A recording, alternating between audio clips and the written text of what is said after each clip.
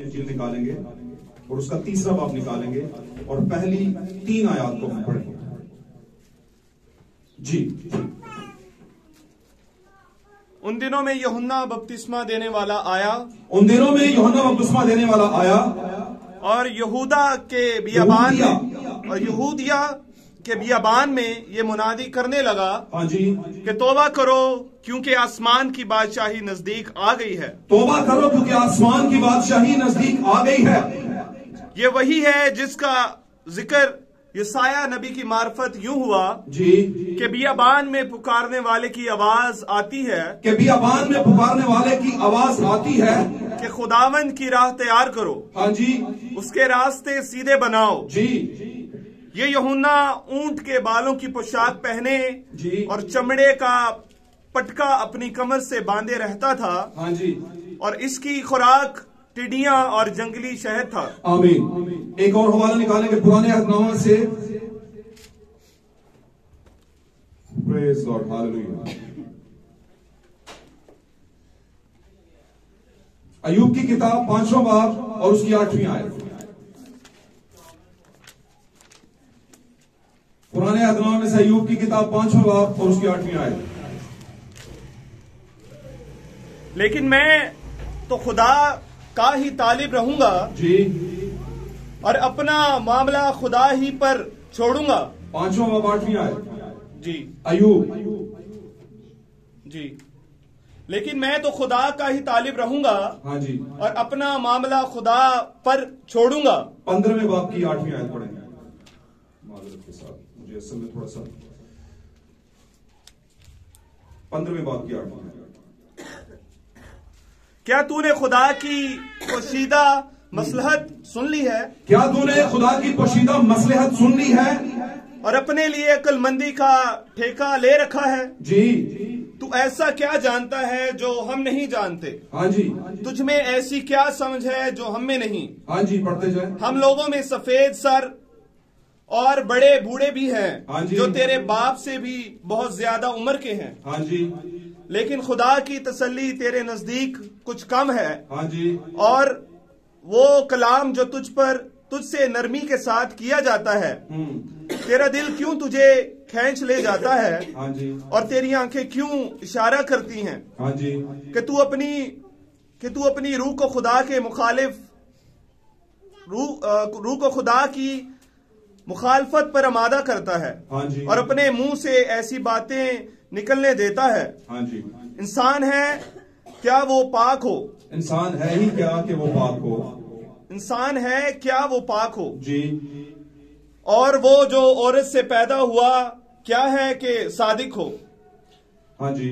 देख, वो अपने कुर्सियों का एतबार नहीं करता, बल्कि आसमान भी उसकी नजर में पाक नहीं। आमीन। खुदा की कलाम का पढ़ा जाना सुना जाना हमारे लिए बायस बरकत हो। और अजीजों, आज इस कलाम के बायस अगर हमारी जिंदगी पर किसी भी तरह की मुश्किल का साया है, तो आज इस कलाम के बायस हमारी जिंदगी से अलग हो जाए। ईमान रखें। आपने कलाम सुना है और सुनने से ईमान पैदा होता है, और जब हम बीमारी के खिलाफ ईमान रखते हैं कि खुदा के कलाम के बायस से दूर होगी, तो जरूर होती है। आमीन। तशरीफ रखिए, खुदा आपके साथ। Praise God, hallelujah. तशरीफ रखिए, हालेलुया।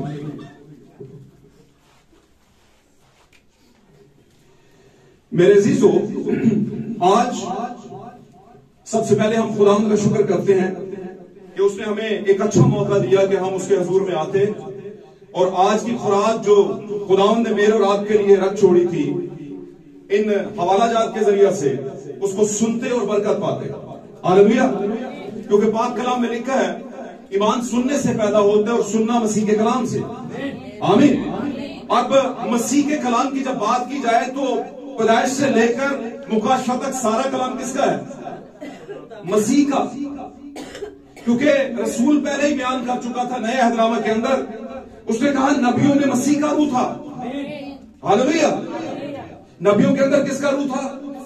जब नूह अपने जमाने के पैगाम को लेकर मनादी कर रहा था, तो उसके बदन के अंदर एक रूह था। वो किसका रूह था? मसीह का रूह था। मसीह के ताल्लुक से अगर बात की जाए, तो मसीह सिर्फ आपको मत्ती की इंजील से शुरू करके मुकाशफा तक ही नजर नहीं आ रहा, मसीह पैदाइश से लेकर मलाकी तक भी नजर आ रहा है। आमीन। अब पैदाइश से लेकर मलाकी तक आपको पुराना अहद जिसके बारे में उसे नॉमिनेट किया गया कि वो पुराना अहद था, उसमें भी आपको यीशु मसीह के शायबे नजर आ रहे हैं। हालेलुया। लेकिन यीशु मसीह किसी भी जमाने में जब आया है तो वो बदन लेकर आया है। इस बात को ध्यान में रखना है आपने। खुदा बदन के बगैर कभी नहीं आया। आमीन। मसीह का मतलब है मसाशुदा, और खुदा से बढ़कर मसाशुदा दुनिया में कोई और है नहीं। हालेलुया। इससे पहले कि हम मैसेज में आगे बढ़े, हम आज का टॉपिक ले लेते हैं, द मिस्ट्री ऑफ गॉड, खुदा का भेद। आमीन। और मैं अक्सर कहा करता हूं, अब तक की जितनी भी हमारी मीटिंग्स हुई हैं, जितनी भी हमने प्रीचिंग सुनी है, उसमें आपने एक मरकजी चीज यहां पर इस चर्च के अंदर सुनी होगी, मुझसे सुनी होगी या कलाम से सुनी होगी, वो है द मिस्ट्री ऑफ गॉड, खुदा का भेद। चाहे वो शुरू का जमाना हो, चाहे वो मिड का जमाना हो या लास्ट जमाना हो, आखिरी जमाना हो। हालेलुया। खुदा इन सारे जमानों में कुछ बताना चाहता था। कुछ लोग उस बात बताने को समझ पाए, कुछ उन बातों को समझ पाए और कुछ समझ नहीं पाए। बल्कि अगर मैं कहूं कि ज्यादातर लोग नहीं समझ पाए तो ये गलत नहीं है, क्योंकि हर जमाना के अंदर मेजॉरिटी जो है वो खुदा की बातों को समझ नहीं पाती। हालेलुया। कुछ ही होते हैं जो समझ पाते हैं। और इसकी मिसाल मैं आपको अक्सर दिया करता हूं कि क्लास के अंदर अगर 50 लड़कों की या 50 बच्चों की क्लास है तो सभी फर्स्ट नहीं आते। हालेलुया। या सभी फर्स्ट सेकंड थर्ड नहीं आते। हालेलुया। कुछ ही होते हैं जो पोजीशन में आते हैं। हालेलुया। भाई बहन बयान करते हैं कि दुल्हन का जो मामला है, ब्राइड का जो मामला है, वो कलीसिया से जरा हटके। हालेलुया। आप कलीसिया को और दुल्हन को एक नहीं कर सकते। कलीसिया अलग भेद रखती है और जो दुल्हन है वो अलग तरह का भेद रखती है। हालेलुया। आमीन। और ये 3 क्लासेस हैं। कलीसिया से पहले भी क्रिश्चियंस होते हैं, वो कहने को क्रिश्चियंस होते हैं, ना वो कलीसिया में होते हैं, ना ही वो दुल्हन में होते हैं, जब तक कि वो बैप्टिज्म नहीं लेते। हालेलुया। जब वो बैप्टिज्म लेते हैं तो ये वो मौका होता है कि वो बैप्टिज्म जो है, बपतिस्मा जो है, according to the word of God ले रहे हैं, या according to the mission seminaries ले रहे हैं, या तालीमात के अकॉर्डिंग ले रहे हैं, या चर्चेस के अकॉर्डिंग ले रहे हैं। अकॉर्डिंग की जब मैं बात करता हूं तो इसका मतलब है के मुताबिक, मिशनों के मुताबिक या मिशनों की तालीमात के मुताबिक बपतिस्मा ले रहे हैं। क्योंकि बपतिस्मा जो है किताब मरकस में यीशु मसीह ने बयान किया अपने बंदा मरकस के जरिए से कि जो तौबा करे और बपतिस्मा ले वो निजात पाएगा। आमीन। तो ये एक बड़ा एक बैरियर है जिसको क्रॉस करके किसी ने भी आना है आगे। हालेलुया। तो मैं ये बताने की कोशिश कर रहा हूं कि जमाने कदीम से लेकर अब तक बहुत से ऐसे लोग हैं जो भेदों को समझ नहीं पाते, और जब समझ नहीं पाते तो ये ऐसा ही मामला होता है। हमारे पंजाब में एक मिसाल हुआ करती थी, हाथ ना पाए तो तू कौड़ी, हाथ ना पाए हाथ पड़ नहीं रहा, हासिल हो नहीं रहा, तो कह रहे हैं कि कड़वी। भाई कड़वी तो नहीं, वो तो मीठी आपसे पकड़ी नहीं जा रही, वो चीज आपसे, वो फल आपसे तोड़ा नहीं जा रहा। आमीन। कौड़ा नहीं है, वो कड़वा नहीं है। हालेलुया। तो कुछ कहते हैं ये जुनूनी बातें हैं, जब कोई भेद की बात कहता तो जुनूनी बातें हैं। भाई जुनूनी बातें नहीं है, ये असल में अकॉर्डिंग टू द कलाम है, according to the word of God बातें। क्योंकि खुदा ने 2 तरह की किताबों को मेंशन किया बाइबल मुकद्दस में, मुकाशवा के अंदर। आमीन। एक क्या है, द बुक ऑफ लैम, बर्रा की किताब, और दूसरी कौन सी है, किताबे हयात। लोग कहते नहीं एक ही, और जब लोग कहते हैं एक ही है तो वो कलीसिया और दुल्हन को एक कर रहे होते हैं। अब कलीसिया का भी मतलब तो बुरा नहीं है, क्यों जी भाई जी? कलीसिया का मतलब क्या है? खुदा के, द पीपल ऑफ गॉड। आमीन। लेकिन the people of God, the bride of God या द वाइफ ऑफ गॉड नहीं हो सकते। पीपल ऑफ गॉड तो बहुत थे निकले, कहां से? मिस्र से। खुदा के लोग, लिखा है मूसा को कहा जा उनसे कह, हाँ जी, और उसने जाकर कहा, वक्त के नबी ने उसने कहा फिरौन से, उसकी रियासत से जाकर कहा, जहां पर वो बैठता था उसके सिस्टम के अंदर, उसने कहा इब्रानियों का खुदा कहता है कि मेरे लोगों को, तो किसके लोग थे वो सारे? मेरे लोगों को जाने। तो क्रिश्चियन तो हम सभी हैं, बातों को पकड़ा करें, बात जो की जाती है उस बात के मामले को समझा करें, यही तो भेद है, यही तो कुली है। कभी भी खुदा मिक्सचर को पसंद नहीं करता, ज़हन में रखना है बात। वो हमारी एक अलग बात है कि हम कुछ चीजों को मखलूत करके मिक्स करके पसंद करते हैं कि एक नया मतंजन बन गया है, एक नई डिश बन गई है, वो एक अलग मामला है। Hallelujah, hallelujah. खुदा मल्टीट्यूड्स को पसंद नहीं करता, वो किनारे पे तो ले आता लेकिन वहां पर आगे फिर छांटता। बात समझे? तो आपको ये बातें बताने का मतलब क्या है? मतलब ये है कि भेद के बगैर आप सिलेबस उठाए हुए हैं, और सिलेबस ये बाइबल मुकद्दस है। गो के ये मुकद्दस है, लेकिन इसके मीनिंग अगर आपको पता नहीं तो आप सिलेबस उठाए हुए हैं लेकिन आपको इसका मतलब पता नहीं, और जिसको मतलब नहीं पता होता वो फेल हो जाता है। हालेलुया।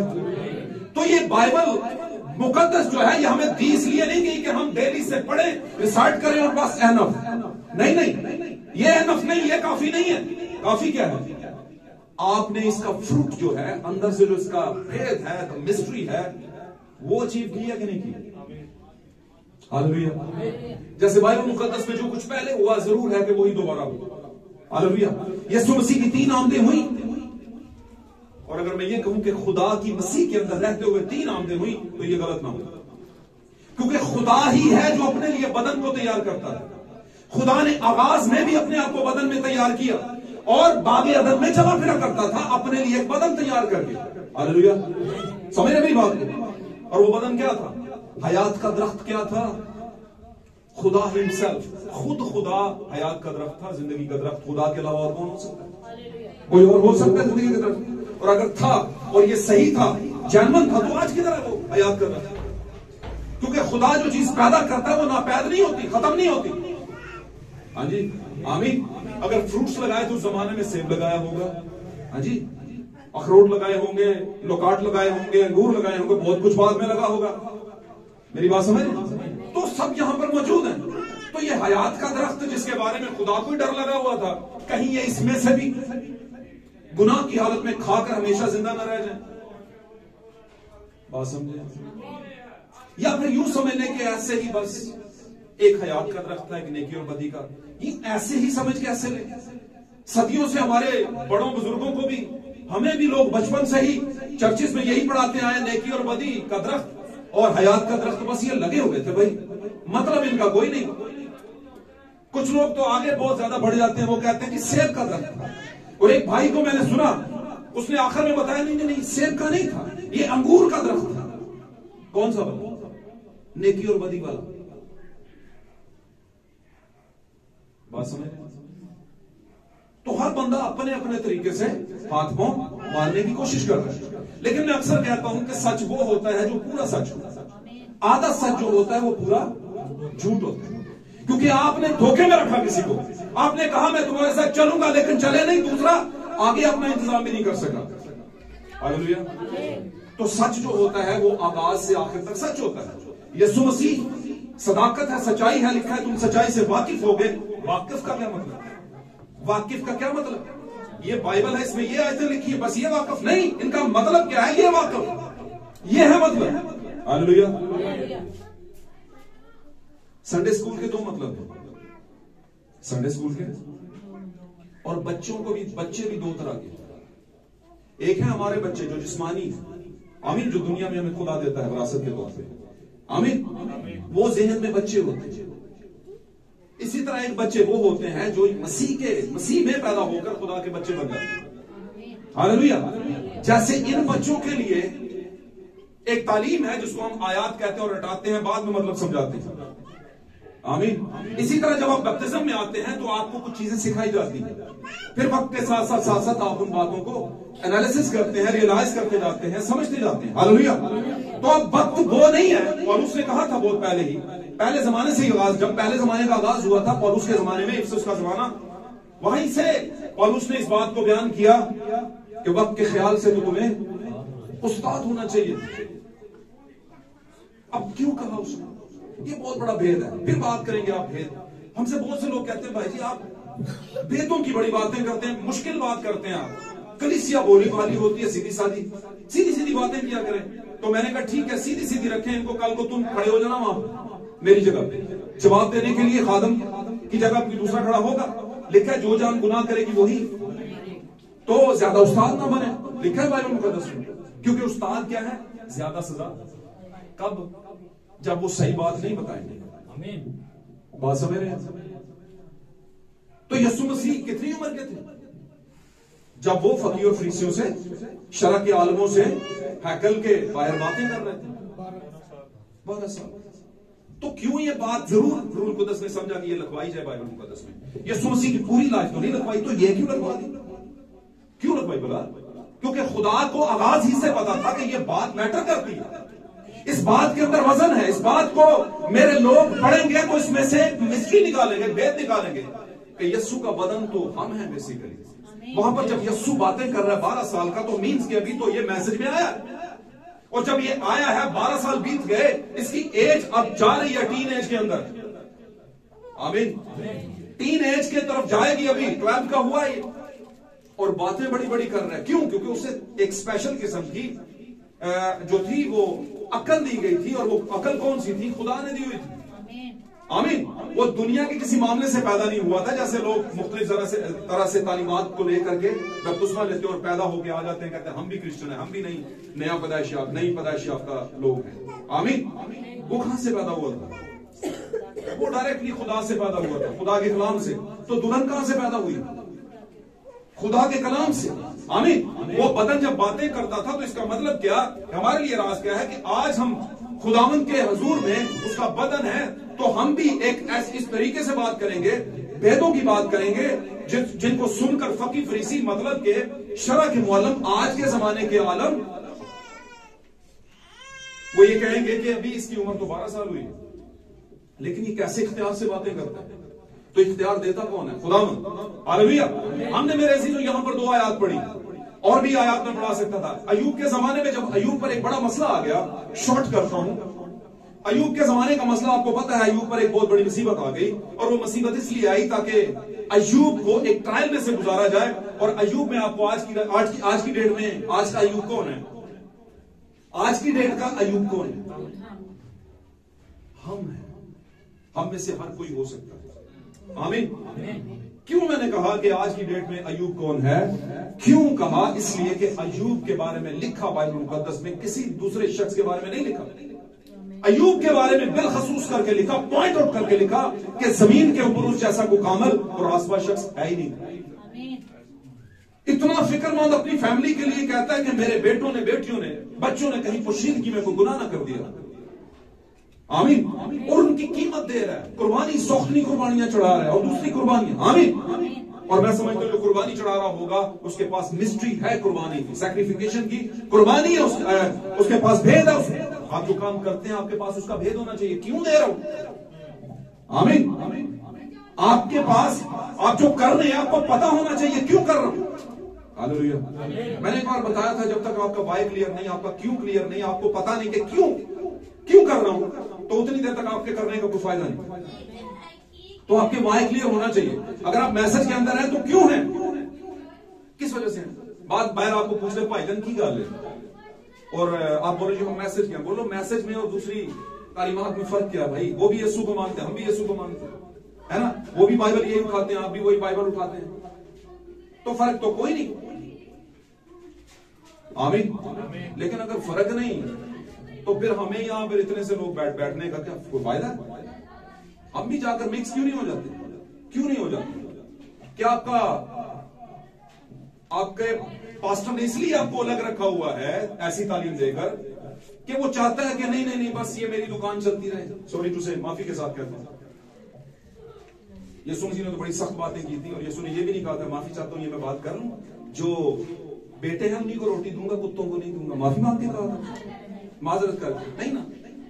तो उसकी कलीसिया भी फिर, लेकिन नो प्रॉब्लम, हम वक्त और जमानों के ख्याल से हिकमत को इस्तेमाल करते हैं, हिकमत से चलते हैं। हम कहते हैं किसी का दिल भी ना दुखे और बात भी समझ आ जाए। हालेलुया। तो क्यों हम, क्या इसके पीछे को वजह है? मुझे एक किसी ने कमेंट दिया, कोई भाई था, उसने फेसबुक पे कमेंट दे दिया। मैंने एक पोस्ट लगाई हुई थी, तो काफी आलम बंदा था वो, लाहौर का था शायद, तो उसने कमेंट दे दिया। उसने कमेंट काफी बैड कमेंट दिए, उसने कहा पैसे के लालच में देखें जी लोग किस तरह की तालीमात देते हैं। मैंने कहा इसे क्या पता हो, इसे क्या पता हो कि भाई आप जिस पैनल से बात कर रहे हैं आपको तनख्वाहें मिलती है, मुझे कोई नहीं मिलती, मुझे चर्च तनख्वाह नहीं देता, मुझे मिशन कोई पैसा नहीं भेजती बाहर से। सीधी सीधी बात है, और ये बात बिल्कुल खुले वाशगाफ बात आपके सामने कर रहा हूं, कोई पर्दे वाली बात नहीं। आमीन। और दूसरी मिशनों में जाके देखो, ढोलकी बजाने वाले को तनख्वाह मिलती है, हारमोनियम बजाने वाले को तनख्वाह मिलती है। आमीन। कोई अच्छा गाने वाले बच्चे हैं, क्वायर है, तो उनको भी कुछ ना कुछ स्टाइपेंड दिया जाता है। आमीन। मैं इसके खिलाफ नहीं हूं भाई, मैं इसके खिलाफ नहीं हूं, मैं मेरे कहने का ये मतलब नहीं है, मिलती है, नो प्रॉब्लम, उनका एक सेटअप है, कर ले। आमीन। लेकिन आप बगैर जांच किए हुए, बगैर पहचाने हुए, बगैर बात किए हुए ये समझते हैं कि ये जो तालीम दे रहा है इसलिए दे रहा है क्योंकि इससे कहीं से पैसे मिलते हैं। नहीं नहीं नहीं, मुझे पैसों से बहुत ऊपर की चीज मिलती है। पैसे तो चीज ही कोई नहीं, पैसे कोई चीज नहीं। और खुदा का शुक्र है, ये गवाही है मेरी, खुदा का शुक्र है, खुदावन ने अब तक, जब से मैंने खुदावन को कबूल किया है, मेरी इज्जत बढ़ी है, कमी कम नहीं हुई, कभी कहीं पर कम नहीं हुई, और आपकी भी नहीं होगी कभी। ये भी मैं आपको बता दूं, आप ईमान रखें, आपकी कभी इज्जत कम नहीं होगी। हमेशा याद रखना, इज्जत का मामला खुदा ने अपने हाथ में रखा है। आमीन। इसीलिए उसने मेंशन करवा दिया, इज्जत तेरी बतावेगा। तो लोग कम कर लें, उससे कोई फर्क नहीं पड़ता। आपके भी लेफ्ट राइट में बहुत से लोग होंगे जो शायद आपको पसंद ना करते हो, लेकिन कहीं पर एक हस्ती बैठी हुई है, कहीं पर एक पर्सनालिटी, एक शख्सियत बैठी हुई है जो दुनिया की तरफ नहीं देखती, जो सिर्फ आपकी तरफ देखती है, क्योंकि दुनिया से उसे कुछ लगाव नहीं है। क्यों? क्योंकि दुनिया की शक्ल बिगड़ चुकी है, और वो आया भी दुनिया के लिए नहीं है, मोहब्बत जरूर रखी है। और इसका मैंने बताया क्यों ये बात है, क्योंकि खुदा झूठा ना ठहरे, खुदा अपने आप को झूठा नहीं होने देता। खुदा ने दुनिया से मोहब्बत रखी, लेकिन थोड़े ही टाइम के बाद मसीह के जरिए बात कर रहा है, थोड़ी देर बाकी है, दुनिया मुझे फिर ना देखेगी, लेकिन ए ब्राइड, ए दुल्हन, ए खासुल खास लोगों, तुम मुझे देखते रहोगे। कहां से? इस तरीके से देखते रहोगे, यहां से देखते रहोगे, भेदों के तौर। हालेलुया। तो आज खुदावंद का शुक्र करते हैं, जो मैसेज के अंदर है वो भेदों को समझते हैं। आमीन। बाइबल मुकद्दस की हर बात के अंदर आपके लिए मिस्ट्री है मेरे अजीजों। हालेलुया। भाई ब्रैनम अपने एक मैसेज में कहते हैं कि पाक कलाम के अंदर जो कुछ लिखा गया ये बिखरे हुए नगीनों की तरह है। ये ऐसा ही है जैसे आपको एक ट्रे में, एक थाल के अंदर मुख्तलिफ तरह के कीमती मोती डाल के दे दिए जाए, जो मुख्तलिफ शेप और मुख्तलिफ तरह की के कलर के हैं, रंग के हैं। अब आपने उनकी माला बनानी है भाई, और माला बनाने के लिए हिकमत कौन देगा? खुदावंद। कौन सा मोती किस जमाने में सेट होगा ये आपको खुदावंद बता देगा। हालेलुया। लेकिन अगर इसे आप सिलेबस के तौर पर पढ़ेंगे तो कभी भी माला नहीं बना सकते। कम अज कम क्या आप खुद कोई ऐसी माला या ऐसा हार, आमीन, पसंद करेंगे जिसका एक मोती कहीं पर लगे, कहीं पर लगे, कहीं पर लगे? आप कहेंगे किसने बनाई बात समझ रहे? तो खुदावंद भी, लोग कहते हैं खुदा तरतीब का खुदा है। हाँ, तरतीब का खुदा है, लेकिन इसका मतलब यह नहीं है कि वो पहाड़े वाली तरतीब का खुदा है। वो साल में जो आते हैं दिन, जो रस्मी दिन बनाए हुए लोगों ने, उस तरतीब का खुदा है। ऐसा खड़े हो जो, सीधे सीधे हो जो, इस तरतीब का खुदा है। मुझे बताएं, जब यीशु मसीह पहाड़ी वास कर रहे थे, कौन सी तरतीब चल रही थी वहां पे? बताइए, कौन सी लाइनें बना के लोग बैठ गए? लाइनें नहीं, फैमिली के तौर पर बैठे थे, जिसको जगह जगह मिली बैठ गया बस। आमीन। मेरे अजीजों, तरतीब क्या है? तरतीब ये है बेसिकली, इनके अंदर से मोती उठाने, अपना जमाना चेक करने के, ये क्या मेरे जमाने में फिट हो रहा है, लगा दो इसको माला के अंदर। आमीन। और वो मोती कौन है? बेसिकली खुदा का कलाम आवाज ही से मुजस्सम हुआ था ना। कौन था वो कलाम? पाक कलाम में लिखा है कलाम मुजस्सम हुआ। दूसरे लफ्जों में कलाम खुदा था और खुदा मुजस्सम हुआ। किसकी शक्ल में? यीशु की शक्ल में। आज भी कलाम मुजस्सम हुआ है हमारे जमाने में। आमीन। किसकी शक्ल? ब्राइड की शक्ल। क्योंकि खुदा का कलाम हमेशा बदन मांगता है, किसी ना किसी बदन में रहता है। आमीन। एक जमाना था यीशु मसीह के बदन में रहा वो खुदा का कलाम। आमीन। फिर यीशु मसीह आसमान पर चले गए और खुदा का कलाम वेदों की सूरत में आना शुरू हो गया, पहले जमाने से लेकर 7वें जमाने से। और किनके पास आता था? उसकी दुल्हन। आज खुदा किसके जरिए नबूवत करता है? किसके जरिए बात करता है? अपनी दुल्हन के जरिए। खुदा को कलीसियाओं से कोई मतलब नहीं। मैं सही कह रहा हूं आपको? इन कलीसियाओं में जो खुदा के मोती पड़े हैं उनसे खुदा को मतलब है। बिल्कुल ऐसे ही जैसे मुर्गी के दड़बे के पास बहुत सा ग्रुप जो है चूजों का है, 2-3 बीच में उकाब पड़े हुए हैं, खुदा के बरगज़ीदा उनसे खुदा को मतलब है बस। और वक्त आएगा वो उकाब निकल आएंगे, वो परवाह नहीं करेंगे कि कौन सी मिशन से हम निकले थे, कहां से आए हैं, लोग क्या कहेंगे। हमारे बाप दादा और बहुत से पुराने बुजुर्गों की के वक्त की ये मिशन थी, वो हमें क्या कहेंगे, इससे उनको कोई फर्क नहीं पड़ता। और इसकी मैं मिसाल दे चुका हूं कि यूहन्ना जिसका तस्वीर अभी हमने मत्ती में पढ़ा, ये एक काहिन का बेटा था। किसका बेटा था? काहिन। और काहिन किसको कहते थे? अपने जमाने के पादरियों को काहिन कहते थे। हालेलुया। उनके पास मज़बा के राइट्स थे, मज़बा पर जाते थे, वो लोगों के गुनाह बख्शवाते थे। हालेलुया। खुदा से बातचीत करते थे। आमीन। अब ये पादरी का बेटा था। कौन? यूहन्ना इस्तबागी। एलिया की रूह की स्पिरिट में आया था। ये अपने जमाने की रूह को समझ गया, इसको पता चल गया कि मुझ पर कौन सा रूह उतरा हो। हालेलुया। यही है, यही पॉइंट होता है जब आप समझ जाएं कि आपके अंदर खासियत कौन सी है। हालेलुया। आप पर किस चीज का मसा है, क्योंकि मसाज तो है, बुराई का मसा भी होता है, अच्छाई का मसा भी होता है। हालेलुया।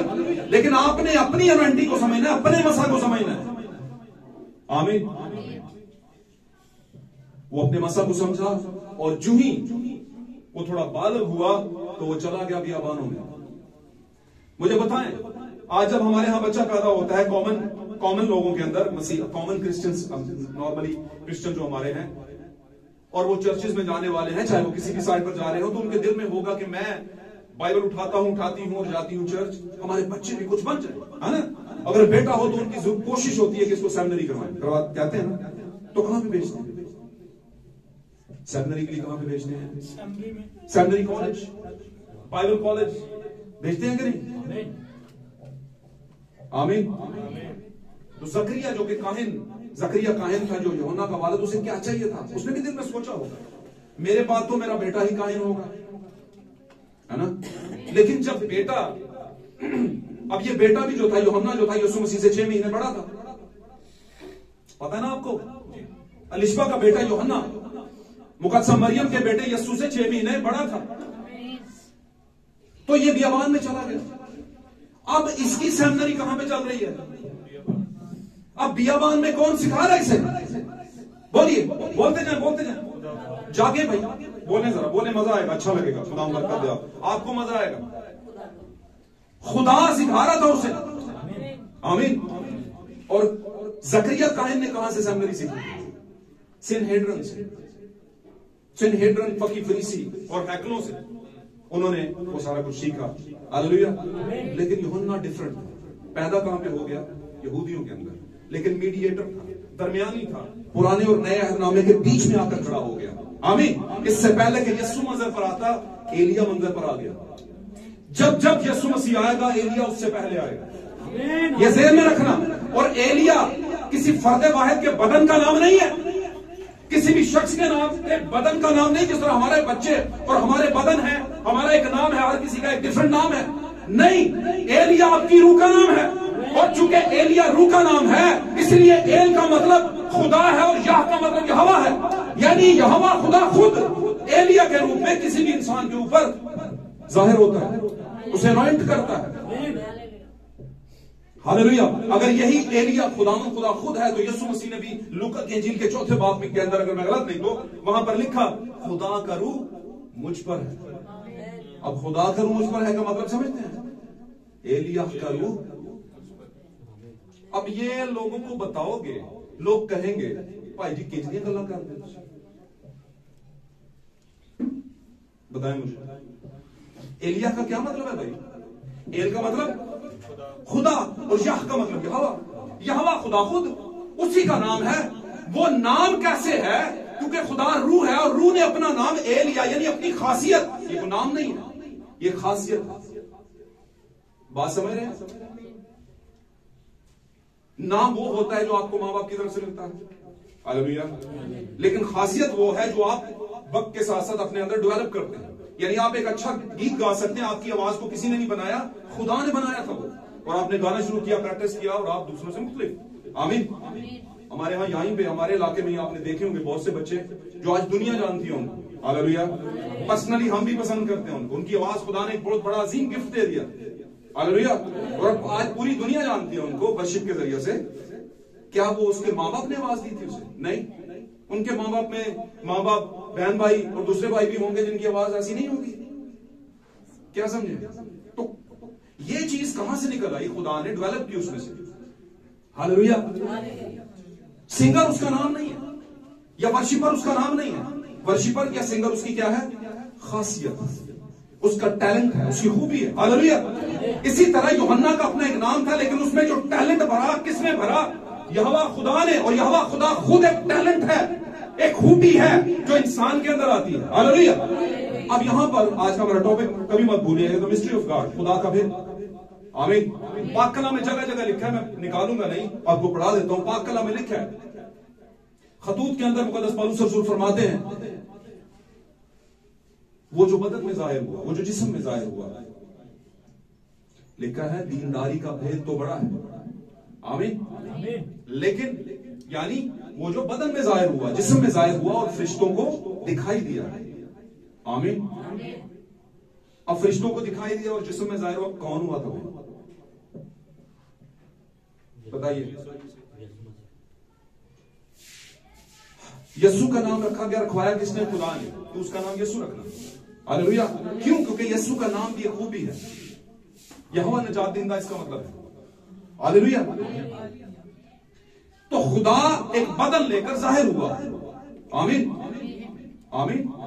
खुदा ने एक बदन लिया और उसका, उस बदन का नाम रखा गया यस्सु। आज भी खुदा ने एक बदन लिया हुआ है और उसका क्या नाम है? दुल्हन। तो उसकी खूबी है, दुल्हन होना उसकी, लेकिन उसका एक नाम है। यस्सु किसके नाम से आया? यस्सु ने कहा मैं अपने बाप के नाम से आया। तो दुल्हन किसके नाम से आई? यस्सु के नाम से आई है। आज अगर किसी ने जानना है यस्सु को, तो दुल्हन को देखेगा, क्योंकि लिखा है औरत मर्द का क्या है? कैरेक्टर है, जलाल है, जलवा है, तजल्ली है, नूर है, आमीन। और यीशु मसीह ने बहुत पहले फरमा रखा है, उसने कहा तुम्हारे फलों से लोग जानेंगे तुम किसके हो, आमीन। तुम्हारे किरदार से, तुम्हारे कैरेक्टरिस्टिक से जाने, किरदार जो तुम्हारा है, आप तुम्हारी जो खूबियां हैं, जाने कि तुम किसके हो। सादी सी बात है, अगर आप कहीं फैमिली में जाते हैं, किसी जगह पर जाते हैं और दुआ शुरू होती है और उसके आखिर में सलाम मरियम पढ़ी जाती है, तो आपको पता चल जाएगा कि ये कौन है, पता चल जाएगा ना, हालेलुया। या अगर आप कहीं पर जाते हैं तो आपको मॉर्निंग टाइम पे शायरबानी दी जा रही है, तो आपको पता चल जाएगा ये कौन है, हालेलुया। या आप कहीं पर जाते हैं तो वहां पर आप मीटिंग के अंदर इराक का बुदराक आपको पता नहीं था, तो वो लगाना शुरू कर दें आपको, आप पे, तो आपको पता चल जाएगा ये कौन है। या कैंडल्स हाथ में उठाई हुई हैं और दिन का टाइम चल रहा है, कैंडल उठाई है, दिन का टाइम चल रहा है, हाथों में डालियां हैं और आप होशना होशना का जुलूस निकाल रहे हैं, तो आपको पता चल जाएगा कि ये कौन है। अब इस कुल खूबियों को मिलाकर आप तो बाहर का बोलेगा क्रिश्चियन, बाहर का जो दूसरी कौम के लोगों बोलेंगे क्रिश्चियन है, क्रिश्चियन इस तरह करते हैं। नहीं भाई, हकीकी क्रिश्चियन तो इस तरह नहीं करते। हकीकी क्रिश्चियन कुछ समझते हैं, वो आगे बढ़ते हैं। यीशु को खुदा ने कहा कौन से आगे बढ़े। अब पिछली बातें उन पर ध्यान नहीं देना, वो बुरी नहीं थी, अच्छी थी, लेकिन हम कहां पर खड़े हैं ये ध्यान देना। जिस तरह उस वक्त कादिस बरनी में आकर कलीसिया खड़ी होगी पुराने अहदनामे के ईमानदार, आमीन, 2 दिन का सफर रह गया और वहीं पे गड़बड़ शुरू हो गई। तो जब वो कहते हैं छेती अगे टोए नहीं बट्टे, छेती अगे बट्टे, मैं तो यही सुना, पता नहीं टोए भी होंगे। जिन्नी छेती होती है उन्ना ही काम नहीं होता, उन्नी काम है। 2 दिन का रह गया, पीछे चुपचाप करके आ गए हो, इतने आके बगावत कर ली तुसी 2 दिन दे विच। अब 2 दिन का 40 साल में बीत गया। 2 दिन के सफर को 40 साल लग गए। क्यों लग गए? क्योंकि खुदा ने फिर क्या, अच्छा हम इतने बैठे रहोगे, जितनी देर तक आप मर नहीं जाएंगे मैं दुल्हन को आगे नहीं ले जाऊंगा। और दुल्हन आपको पता था कौन थे? बीच में से सिर्फ 2, यशवा और कालेब। लेकिन क्या यशवा और कालेब ही गए थे? 90% लोग तो ये सिखाते सिर्फ यशवा और कालेब गए थे। नहीं, पीछे का थोड़ा कॉन्टेक्स्ट पढ़े, वहां पर लिखा है खुदा इस सारी नस्ल को मार देगा और जिनको अभी अपने दाएं और बाएं हाथ की पहचान नहीं, बच्चे छोटे, उनको लेकर जाऊंगा। इन्हीं की नस्ल में से खुदा अपने बीज को नहीं छोड़ता, याद रखना इस बारे में। तो यशूआ और कालेब चले भी जाते तो क्या करते वहां पर जाकर? तो जीरो से स्टार्ट किया। वो जो अभी बहुत छोटे थे, जिनका माइंड फ्रेश था, जिन पर अभी सियासत नहीं चली, जिन पर अभी खानदानी तालीमात का कोई जोर नहीं लगा हुआ था, हालेलुया, मिशनों की तालीमात का जोर नहीं था, ट्रेडिशनली नहीं थे, बल्कि हकीकी मसीह थे, वो आगे चले। लेकिन क्योंकि अबलीस जो है वो एक रूह है, अबलीस क्या है, एक वो भी आगे चला। उसने कहा लै जा यीशु कितने पता खड़ेगा, जितनी देर तक क़यामत आ नहीं जाती, जितनी देर तक हिसाब हो नहीं जाता, जितनी देर तक ये जमीन तबाह नहीं होती, मैं छोड़ूंगा नहीं इनको भी। कोशिश की थी तबाह हो जाए, यहीं पे कर दिया इनको, 40 साल यहीं पर रखवाया मैंने।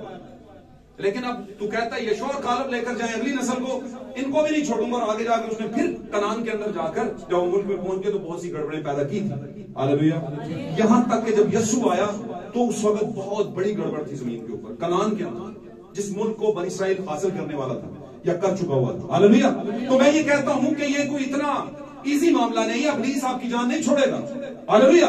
लेकिन याद रखें, भाई ब्रैनम कहते हैं अपने एक मैसेज में कि अगर आप खुदावंद के बरगजीदा हैं, हालेलुया, और इस जमीन पर आ चुके हुए हैं, तो अबलीस चाहे अपने 20,000 बुरे फरिश्तों के साथ आपके लिए रुकावटें बांध दे, आपको आसमान पर रैप्चर करने से कोई नहीं रोक सकता।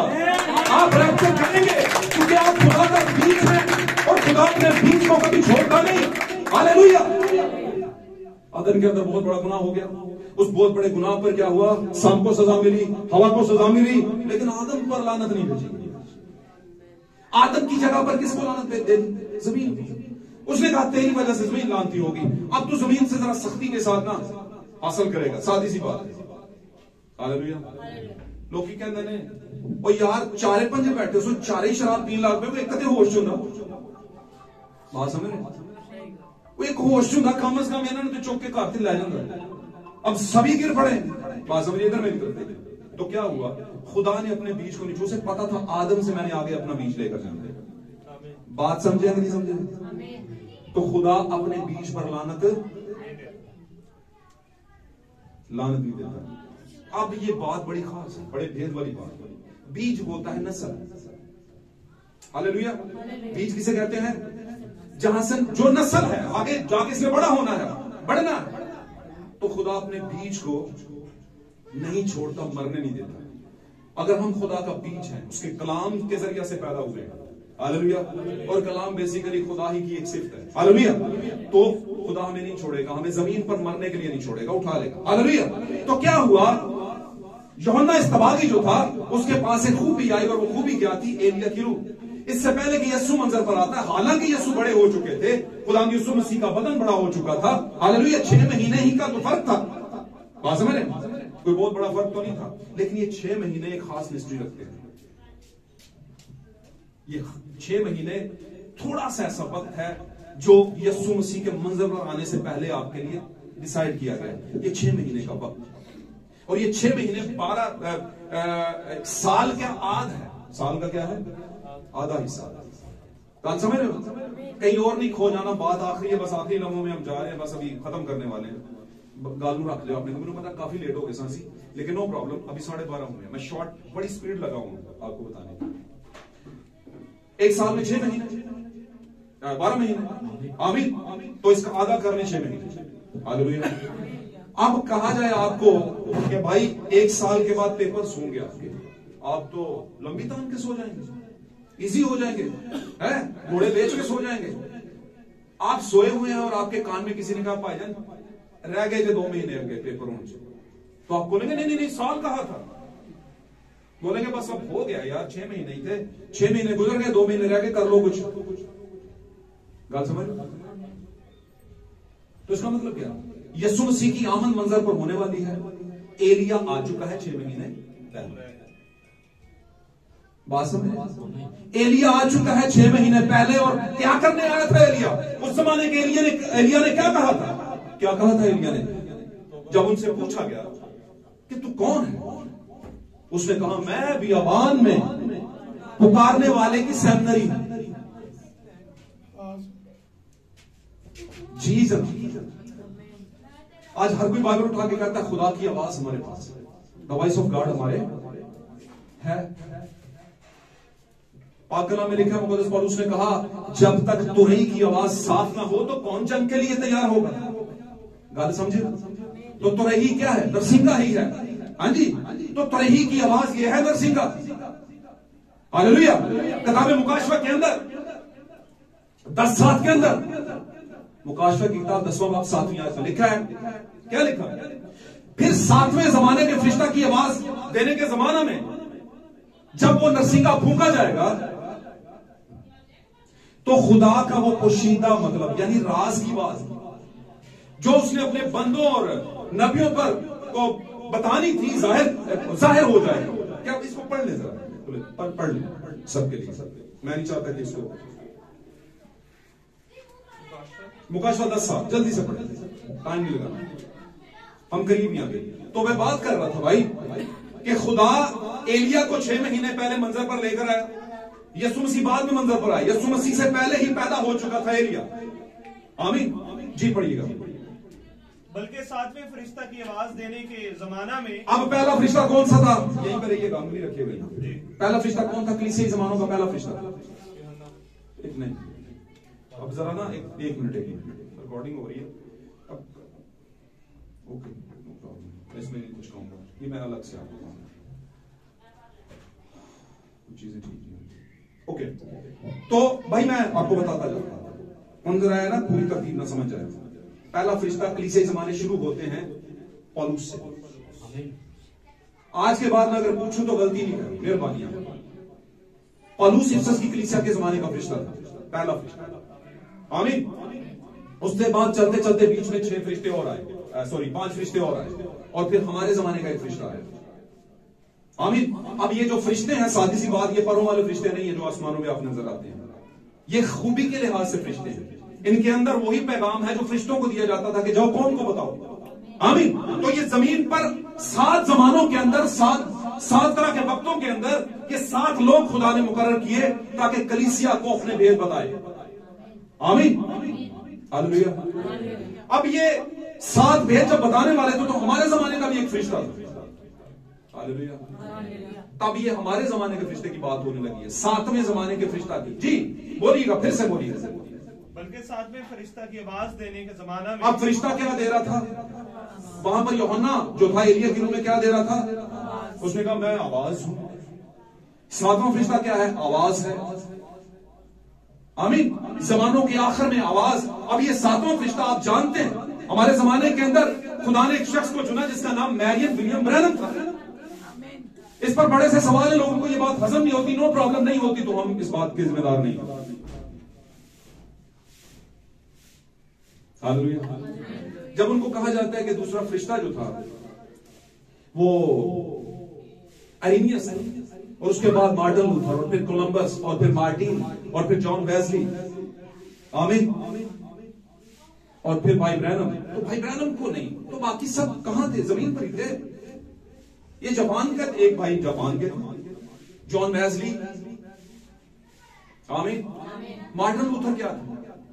वो एक कैथोलिक कलीसिया के राहत थे। खुदा ने उस पर अपने रूह को नाजिल किया और उसने, आप जानते हैं ये हिस्ट्री पड़ी हुई है कि कैथोलिक कलीसिया में एक बहुत बड़ा बवाल पड़ गया। उसने बहुत बड़ी एक लिस्ट लगा दी। उसने कहा इन बातों का जवाब दो, पाक कलाम के बगैर, पाक कलाम से बाहर आप इन बातों को मानते हो। आमीन। और वो एक बहुत बड़ा खुदा का रूह था जो उस बंदे पर जाहिर हुआ, और बहुत से लोग उसी टाइम पर कैथोलिक कलीसिया को छोड़कर मसीह में आ गए, भेदों के साथ खड़े हो गए। हालेलुया। मेरे अजीजों, ये दुनिया के अंदर ये बात हो चुकी है, वाकया है। आमीन। तो ये बदनी फरिश्ते, इनको लकब दिया गया फरिश्ते का, क्योंकि फरिश्ता जब आता है तो झूठ नहीं बोलता, सच के अलावा कुछ नहीं बोलता। इंसान झूठ बोल सकता है, नबी गिर सकता है, पादरी गिर सकता है, काहिन फकीर फरीसी गिर सकते हैं, शरा के मौलम गिर सकते हैं, आलिम दीन गिर सकते हैं, लेकिन फरिश्ता कभी नहीं गिरता। इसीलिए इनको फरिश्तों का कलाम दिया गया। हमारा जमाना 7वें फरिश्ते का है जो उसने कलाम किया। आमीन। भेदों भरा कलाम किया। आप आज बड़े बड़े भेद अपने पास रखे हुए हैं, सुन रहे हैं, बरकत पा रहे हैं, तो ये किसका है? 7वें फरिश्ते की बदौलत। खुदा ने उसे ये पैगाम दी है, और उसने क्या कहा? 7वें फरिश्ता की आवाज देने का जमाना, यानी कि आज का जमाना, यानी मेरा और आपका जमाना। हालेलुया। और 7वां फरिश्ता हिमसेल्फ एलिया के रूह में था। आमीन।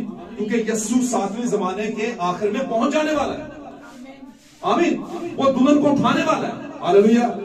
तो इसी तरह यीशु की पहली आमद से पहले एलिया मंजर पर आया, आमीन, अपनी खानदानी मिशन से निकल कर आया, बियाबान में जाकर उसने खुदा की आवाज को पहचाना, और फिर जब मंजर पर आया, कब आया? जब यीशु आने वाला था पानियों के ऊपर। हालेलुया, जानते हैं ना मेरी बात, समझ रहे? यीशु आने वाला था, क्योंकि जो ही वो आया और बपतिस्मा देने लगा तो फिर यीशु भी आ गया वहां, आमीन। और यीशु अपने जमाने का कलाम था जो मुजस्सम होकर आया, और आया किसके पास? नबी के पास, यानी एलिया के पास, यानी यूहन्ना के पास। हालेलुया। और यूहन्ना चूंकि नबी था, नबी ने कहा मैं तो खुद तुझसे बपतिस्मा लेने का, और तू मुझसे बपतिस्मा लेने आया। और यीशु ने कहा अब तो तू ऐसा होने ही दे, क्योंकि हमने इसी तौर पर सारी रास्तबाजी को पूरा। मेरे अजीजों, जाने इन बातों को पकड़े, वाकया पकड़े। एलिया आ चुका, आमीन, और एलिया जो ही मौजूद है, यीशु उसके पास आ चुका, मुजस्सम हो। हालेलुया। कलाम नबी के पास आ चुका, आमीन। अब हमारा जमाने में यीशु मसीह दूसरी आमद में जब दुल्हन को मंजर से उठाने वाला है, आमीन, बीवी को ले जाने वाला है, तो उससे पहले एलिया आ चुका हुआ है। लेकिन ये एलिया यीशु दुल्हन के पास आने से पहले इसके पास सबसे पहले आया है।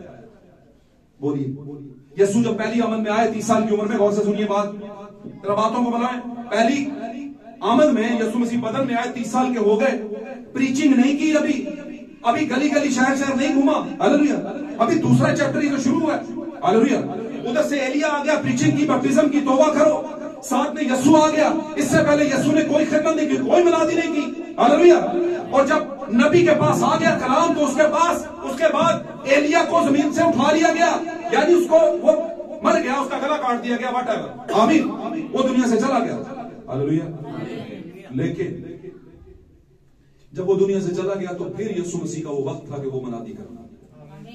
हालेलुया।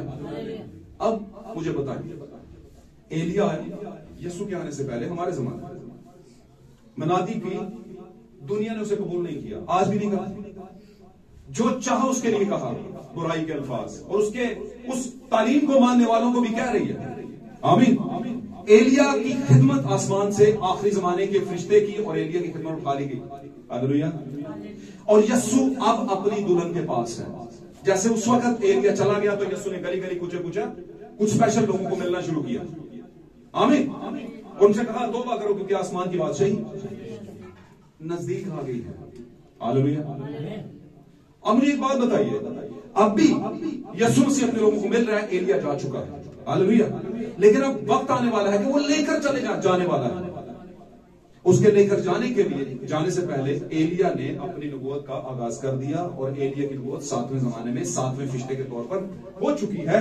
अब पढ़िएगा आप, 7वें जमाने के फरिश्ता की आवाज देने के जमाने में जब वो नरसिंगा फूंकने को होगा। कौन फूंकने को होगा? 7वां फरिश्ता जी, फूंकने को होगा। तो खुदा का पोशीदा मतलब उस खुशखबरी के मुआफिक जो उसने अपने बंदों नबियों को दी थी पूरा होगा। अब पोशीदा मतलब का समझ है, दानियल किताब लिखनी चाहिए 70 हफ्तों के मुताबिक, खुदा ने कहा मत लिख, ये पोशीदा मतलब सुना हुई, ये बात सुनी हुई है। दानियल ने लिखना शुरू किया तो खुदा ने कहा मत लिख, क्योंकि ये आखिरी जमाने के लोगों के लिए बातें हैं, आमीन। तू इसे बंद कर और अपनी राह ले। हालेलुया। आगे चलते हैं। यूहन्ना की इंजील में लिखा है, मुकाशों में लिखा है, यूहन्ना को जब पिथमस के जजीरे में छोड़ा गया तो खुदा के दिन मुंह में आ गया। उसने कुछ चीजें लिखी, लिखा है कि जब उसने पीछे मुड़कर देखा तो उसे एक ऐसा शख्स नजर आया जिसके पांव जो थे पीतल की मानद थे, और चेहरा नूर की मानद जल रहा था, आमीन। आंखें उसकी आग के शोला की मानद थी। हालेलुया। उसने सोने का सीना बंद पहना हुआ था। हालेलुया। बहुत बड़ा भेद है। यीशु मसीह ने सीना बंद पहना हुआ है सोने का। जब यीशु जमीन पर थे तो उसने पटका बांधा हुआ। अब पटका कमर पे होता और सीना बंद यहां पे होता। कभी मौका मिला तो उस पर मैं बात करूंगा कि ये सीना बंद कैसे हो गया, ये कमर का पटका था, ये यहां पे कहां किधर आ गया, आमीन। तो क्या हुआ, वहां पर पाकला में लिखा है कि फिर मैंने 7 गर्जों की आवाजें सुनी। मुकाशफे किताब में लिखा है, कहते मैंने 7 गर्जों की आवाजें सुनी जब वो धाड़ा, आमीन। कौन सी उसमें लिखा है 9वें बाब के अंदर, जहां पर लिखा है जोरावर फरिश्ता आसमान से उतरा और ये वो सारा कुछ उसके साथ गलत थी, मैंने आपको बताया। ओके, 7 गरजें कहता मैंने जब उन गरजों को लिखना चाहा, उन गरजों के मुतालिक, इसका मतलब क्या था कि गरजों के मुतालिक की मिस्ट्री यूहन्ना समझ चुका था और वो लिखने लगा था। कहता मैंने लिखने का इरादा किया और आवाज आई कि इनको मत लिख। भाईजान सुन रहे हैं? सारे सुन रहे हैं? यूहन्ना को कहा मत लिख। क्यों खुदा ने रोका दानियल को भी और इसको भी? मत लिख, क्योंकि ये बातें 7वें जमाने का फरिश्ता खोलेगा। अब ये मुबाशरा 10 साल के अंदर 7वें जमाने के फरिश्ता ने वो बातें खोली हैं। लिखा है 7वें फरिश्ता की आवाज देने के जमाना में, आमीन, जब वो नरसिंगा क्या है? खुदा का फूंका जाएगा। तो लिखा है तोरई की आवाज जब तक साफ ना हो, तो नरसिंगा जब फूंका जाए तो साफ समझ आना चाहिए क्या बात है। तो कहता है कोई जंग किसके साथ है? अब्लीस के साथ। आमीन। और अगर मैं ये कहूं कि मुख्तलिफ तालीमात जो अब्लीस लेकर आता है रस्मों के तौर पर, उनके साथ, तो ये भी गलत नहीं। हालेलुया। तो क्या हुआ? खुदा का वो पोशीदा मतलब जो दानियल से छुपाया गया, जो यूहन्ना अरब से छुपाया गया, आमीन, वो किस पर जाहिर होगा? 7वें फरिश्ते पर। और 7वें फरिश्ते पर जाहिर जब होगा तो किस हालत में? लिखा है मैंने आसमान से फरिश्ते को उतरते देखा, उसके हाथ में छोटी सी क्या थी? खुली हुई किताब थी, बंद नहीं थी। लेकिन ये छोटी सी खुली हुई किताब आगाज में भी थी, अदन के अंदर थी, लेकिन खुली नहीं थी, बंद थी। आमीन। अगर खुली होती तो हवा को पता चल जाता ये मुझसे बातें जो करता ही कौन है। पहले आदम की हवा को नहीं पता चला, उसको गुमराह किया गया, लेकिन दूसरे आदम की हवा को पता है। आमीन। कि जो मुझसे बातें करता है ये क्या मुझे गुमराह करने वाला है? फाशक आती है और अपना मुंह पूछती है और कहती है मैंने कुछ बुराई नहीं की। अदन का जो जमाना चल रहा था वो बदली जमाना चल रहा था, लेकिन मेरा और आपका जो जमाना चल रहा है रूहानी जमाना चल रहा है। आमीन। वो बातें जो बदन में पहले हो चुकी, अब रूहानियत में वो करने की कोशिश कर रहा है, क्योंकि पाक कलाम में लिखा है बदन खुदा की बाशी में दाखिल नहीं होगा। तो क्या होगा? जिसको वो तबाह कर रहा है, जिसको वो तबाह कर रहा है। बहुत सी रूहें ऐसी हैं जो एक अलग जगह पर रखी गई हैं, मकाम पर रखी गई हैं, और उनको आलमे अरवा कहते हैं। पहले ये आलमे अरवा जमीन के अंदर था, अब ये आलमे अरवा कहां पर है? लेकिन आसमान पर जो आलमे अरवा है वो पाक रूहों का है। आमीन। तो अबलीस किस पर जोर करता है? आपकी रूह को आलूदा किया जाए। आज के जमाने में तो आज के जमाने में भेद खुली हुई किताब जिसको पता है, और कहां से आलूदा होता है, कैसे आलूदा होता है, किस तरह से अडल्ट्री होती है, इसको हरामकारी कहते हैं। अडल्ट्री को क्या कहते हैं? रूहानी हरामकारी कैसे होती है? जब आप खुदा के काम में कुछ और चीज मिक्स कर देते हैं, खुदा के भेदों के कलाम में किसी और को हक दे देते हैं, तो फिर आप खुदा की गयूरी को ललकारते हैं, उसको गैरत आती है। Hallelujah, hallelujah. फिर खुदा का गजब आता है। उस वक्त भी आया और अब भी आता है, आने वाला है। हालेलुया। तो मेरे चीजों 7वें जमाने के आवाज देने के जमाना में, 7वें फरिश्ता की आवाज देने के जमाने में, जब वो नरसिंगा फूंकने को होगा, तो खुदा का पोशीदा मतलब क्या हो जाएगा? पढ़िए, जाहिर होगा, ये पूरा होगा। फूंकने को होगा तो खुदा का पोशीदा मतलब उस खुशखबरी के मुआफिक जो उसने अपने बंदों नबियों को दी थी पूरा होगा, पूरा हो जाएगा। बंदों और नबियों को खुशखबरी तो दी थी, लेकिन मतलब नहीं खोला था। मतलब कहा था अभी रुक जाओ, कौम को पूरी बात नहीं बताई थी। बताई किसको है? ब्राइड को। हमारे जमाने के अंदर, आमीन। अयूब के जमाने में उसके जो दोस्त थे, उस पर मैं छोटी सी बात करूं, उसको पढ़ा था हमने। जब अयूब मसले में चला गया था, प्रॉब्लम में चला गया, उसके बॉडी के ऊपर, जिस्म के ऊपर क्या निकल आए? बड़े बड़े से नासूर निकल आए, फोड़े निकल आए, और बहुत सी और भी चीजें भी। तो बदनी तौर पर वो बड़ा परेशान था और शोक में चला गया। उसने अपना सर मंडवा दिया और वो राख पर बैठ गया, टाट ओढ़ लिया, और बुरी हालत थी। ये मातम की एक शक्ल थी कि उस पर आया है। और ये वो आजमाइश थी जो एक दुल्हन की मिसाल के तौर पर, अयूब चूंकि एक ब्राइड की तमसील है, एक ईमानदार की तमसील है, जो हकीकी ईमानदार होता है, तो उस पर एक सेशन चला, एक वक्त चला जब उसकी आजमाइश की गई। लेकिन अयूब को अंदरूनी तौर पर एक मुकाशवा दिया गया। इस सारे सेशन के बाद वो मुकाशवा उस पर खुला। हालेलुया। जब ये चारों दोस्त चारों जगहों से आए और उसके पास आकर उसे उस पर इल्जाम लगाने लगे, आमीन, और उसको ये बताने लगे कि तूने पोशीदगी में कोई गुनाह किया होगा, ये बिल्कुल वैसी ही बात हो गई कि खुदा की दुल्हन को कहे कि तुझ पर ये आजमाइश चल रही है, देखा ना तुम्हारी तालीम ठीक नहीं थी। तुम ठीक तालीम नहीं देते थे, ये मुसीबत इसलिए आई है तुम पे। आमीन। तो उस वक्त भी अय्यूब जो सही मानता था, पाक कलाम ने कहा उस जैसा कोई रास्ता नहीं था। लेफ्ट राइट के लोग जो कि ठीक नहीं थे, उन पर मुसीबत नहीं थी, उस पर मुसीबत थी, तो ये समझते थे कि इसने कोई गुनाह कर दिया है। लेकिन खुदा जानता था और अय्यूब भी जानता था कि नहीं, मैंने कोई गुनाह। और इस सारे असना के अंदर जब उस पर इल्जामात लग रहे थे, उसके दोस्त उससे बातें कर रहे थे, उस पर इल्जाम लगा रहे थे, उस सारे दौरानिये में अय्यूब जो था खामोश था, उसने कोई बात नहीं। आमीन। लेकिन इस सारे मुकाशफात के, इस सारी गुफ्तगू के बाद खुदा ने एक मुकाशफा खोला अय्यूब के ऊपर, और अय्यूब ने कहा मैं जानता हूं कि मेरा मखलसी देने वाला जिंदा है, और एक दिन मैं अपने इस बदन के बर्बाद हो जाने के बावजूद भी अपने इसी बदन से खुदावंद अपने खुदा को देखूंगा। ये मुकाशफा था उसका बोला। उसने बोला दुनिया चाहे मुझे कुछ भी कहे, लेकिन मेरा यही जो बदन है जो आज बर्बाद हो चुका है, यही रिपेयर होगा, और इसी बदन में से मैं किसको देखूंगा? खुदावंद अपने खुदा को। हालेलुया। मेरे अजीजों, अय्यूब पर राज खुला। हालेलुया। अय्यूब पर भेद खुले, और आज का अय्यूब मैं और आप हैं। और खोला किसने? खुदा ने। आज का अय्यूब भी कहता है चाहे मेरे ऊपर कोई भी मुसीबत आ जाए, चाहे मेरा बाइकाट किया जाए, चाहे मुझे अपने घर में मुझे हाथ मिलाने से, मुझे सलाम का जवाब ना देने से लोग मुझे बाइकाट कर दे मेरा, लेकिन मैं जानता हूं अपने इसी बदन से जिसको लोग कुछ भी नहीं समझते, मैं खुदावंद अपने खुदा को देखूंगा। आमीन। आमीन। तो मेरे जो खुदावंद इस जमाने में अपने बड़े बड़े भेद खोल रहा है। बहुत से भेद हैं जिन पर बात हो सकती है। आज लोगों पर यह जाहिर हो चुका है खुदावंद के आखिरी जमाने के फरिश्ते के जरिए से कि क्या हम खवातीन को पास्टरा बना सकते हैं, हम पर जाहिर हो चुका है। और ऐसे ही जाहिर नहीं हो चुका कि किसी बंदे ने आके बता दिया बस नहीं हो सकता। नहीं, ऐसे नहीं, कोई जवाब के साथ, किसी मतलब के साथ, किसी हिकमत के साथ, कलाम की किसी बात की गवाही के साथ। आमीन। हालेलुया। आज हम पर जाहिर हो चुका है कि खुदावंद यीशु मसीह के नाम से जो दुश्मन है वही आपके लिए वैलिडिटी रखता है। आमीन। फिर ही आप नए जन्म में जाते हैं। आमीन। आज आप पर जाहिर हो चुका है कि हमारे जमाने का हैवान कौन है। हैवान एक ताकत है, और ताकत सिस्टम को कहते हैं।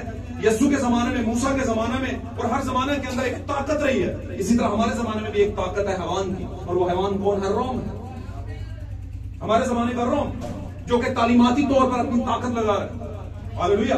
और मुख्तलिफ तरह की मिशनों को अपने कंट्रोल में कर रहे हैं, और चाहते या ना चाहते हुए भी वो मिशनों के जो सरबराहान हैं, उनकी जो मिनिस्ट्रीज हैं, उसके अंडर वर्क कर रही हैं। वो कहते हैं इसके बगैर हम चल नहीं सकते, और वक्त आने वाला है कि वो सब कुछ बंद करेगा।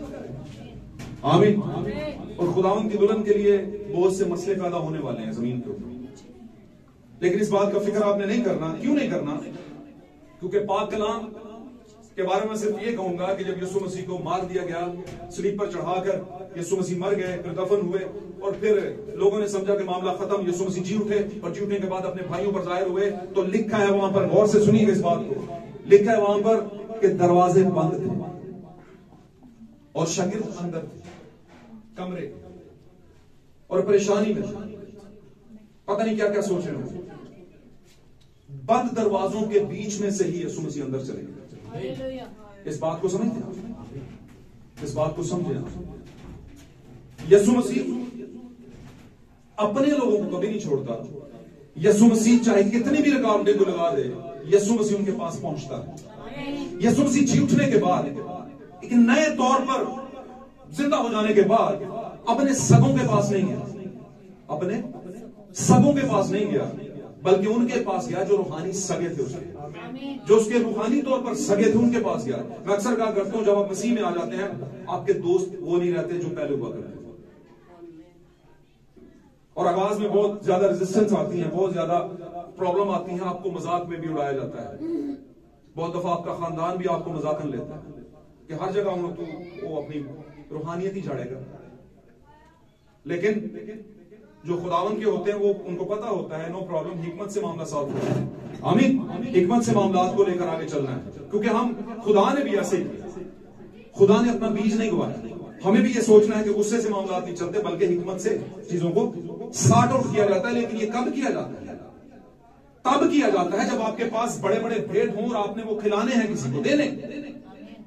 लेकिन जो खुदा के बरगज़ीदा हैं उनको खाएंगे, हजम भी करेंगे। हालेलुया।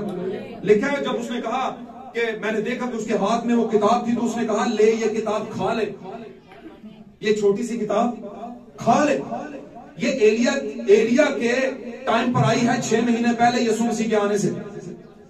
इससे पहले कि यीशु मंजर पर आए 6 महीने पहले आपको किताब दी गई। उस किताब में सारे भेद लिखे थे, 7 कलीसियाई जमानों का भेद, 7 मोहरों का भेद, 7 प्यालों का भेद, आमीन, 7 फरिश्तों का भेद। ये सारे भेद कौन देने के लिए जमीन पर उतरा? जोरावर फरिश्ता जिसके सर पर धनक थी, यानी यीशु मसीह की अपनी हालत में जमीन पर उतरे। हालेलुया।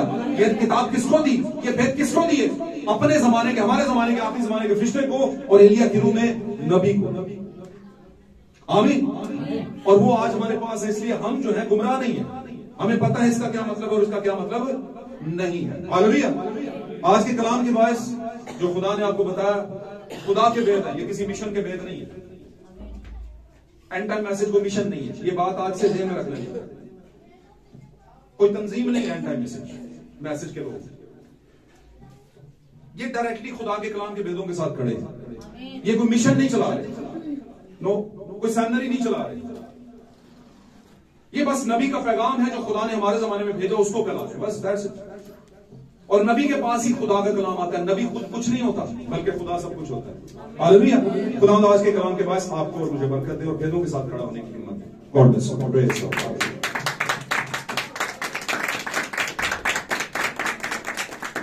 आए हम अपनी आंखों को बंद करते हैं और दुआ मांगते हैं।